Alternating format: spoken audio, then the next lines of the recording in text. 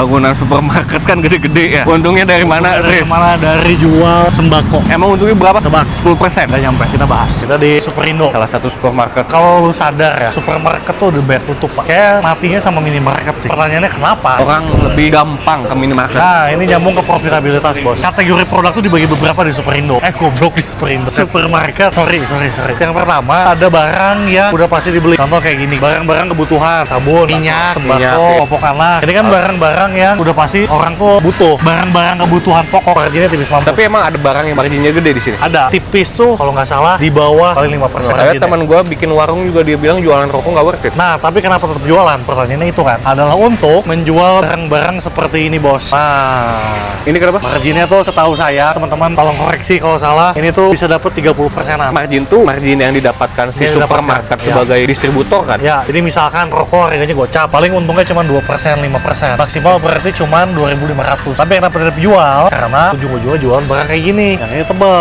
Snack-snackan tuh katanya bisa 30-40%. Ini dapat datanya dari mana? Gak ada teman saya. Di internet juga ada sih, by the way. Jadi rokok, minyak, sembako, dan lain-lain dijual, itu buat tarik traffic. Nah kan orang jarang bet kan, gue ke supermarket beli nyam-nyam. Orang biasanya kan sini beli sabun. Beli sabun, shampoo, ada nyam-nyam Iya, sekalian iya, ya. Udah kita iya, ambil iya, nyam-nyam, margin gede dari situ. Nah itu satu. Sebenarnya konsep kayak gitu tuh bisa diterapkan di bisnis, Pak. Lu tawarin produk yang udah pasti dibeli, tapi ambil untungnya dari produk lainnya. Contoh kalau lu pernah lihat, Domino tuh pernah ada pizza 10.000. Nah itu tuh buat datengin traffic doang. Intinya ada beberapa case yang kalau kita pintar kita bisa manfaatin. Mungkin ada beberapa barang yang marginnya tipis atau even mungkin nggak ada margin ya. Cuman bisa bikin itu cuma di tempat lainnya. Contoh lainnya gym. Temen gue ada yang punya gym. Dia bilang untung dari membership tuh nggak segede untung dari PT sama dari minuman. Tapi bayangin nggak ada gymnya, apakah bisa? Ya nggak juga dong. Gua kira bakal dapat gede dari ada yang namanya slotting fee atau listing fee lah. Misalkan gue punya produk, tapi kan ada brand lokal juga kan. Jadi kita tuh bisa ngajuin. Gua mau dong produk gue ada di gerai-gerai supermarket. Nah itu biasa ada slotting fee atau listing fee kita bayar dulu di awal. Nah untuk ada di tempat-tempat tertentu itu nambah lagi juga. Tapi ternyata itu sedikit pemasukannya. Lo kalau sadar di minimarket itu ada produk-produk yang dia white label sendiri. Kayak Alfamart dia kan ada keripik-keripik Alfamart kan. Nah itu produk white label itu marginnya juga gede. Nah terakhir yang orang nggak ngeh juga adalah kalau kita masukin ke supermarket produk kita itu TOP-nya pasti lama 30-60 hari. Artinya duitnya diputar dulu, which yang nggak apa-apa juga buat cash flow-nya dia. Jadi kalau ditanya supermarket dapat untungnya dari mana di awal, gue kira bakal banyak dari yang lain tapi ternyata tetap dari sales. Yang lainnya penunjang tipis-tipis aja. Tapi kenapa ada beberapa brand supermarket gede bangkrut? Ya menurut gue ya kalah saing aja. Kan attraction utamanya supermarket itu adalah barang-barang pokok tadi kan. Dulu kita bilang 10-20 tahun lalu Alfamart gerainya berapa, Pak? Minimarket belum banyak. Belum banyak. Plus Alfamart ini sekarang bisa Gojek. Jakarta ada Astro. Tinggal pesan sampai depan rumah. Kalau bisnis ini gimana, Tris? Untungnya gimana? Kita bahas di konten selanjutnya. Money changer untungnya dari mana? Sebenarnya maksud Aing Erafon sih, tapi money changer juga boleh.